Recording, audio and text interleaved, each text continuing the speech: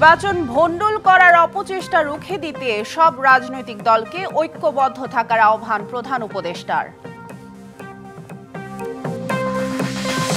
মাননীয় প্রধান উপদেষ্টা ক্যাটেগরিক্যালি আগামী 4-5 দিনের মধ্যে নির্বাচনের একটা সুনির্দিষ্ট সময় সীমা তারিখ উনি ঘোষণা করবেন। আজকে আমাদের মিটিংয়ে বসে আমাদের সাথে প্রতিজ্ঞাবদ্ধ যে আগামী কয়েকদিনের ভেতরে মানে জুলাই সনদ কবে প্রকাশিত হবে এর ভেতরে নির্বাচনী তারিখ প্রক্রিয়া সবকিছু মাননীয় প্রধান উপদেষ্টা জাতির সামনে উন্মোচন করবেন।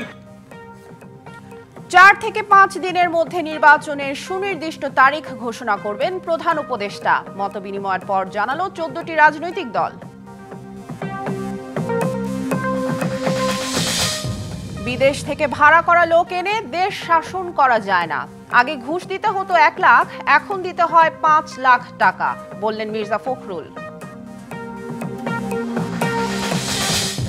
আগামী নির্বাচনে অস্ত্রের চেয়েও বড় চ্যালেঞ্জ এআই প্রযুক্তি, বললেন সিইসি। পিআর পদ্ধতিতে ভোট নিয়ে সিদ্ধান্ত হয়নি। ক্ষমতা হারানোর ভয় চলে গেলে রাজনৈতিক দল দানবে পরিণত হয়, যার প্রমাণ দিয়ে গেছে আওয়ামী লীগ, মন্তব্য আইন উপদেষ্টার।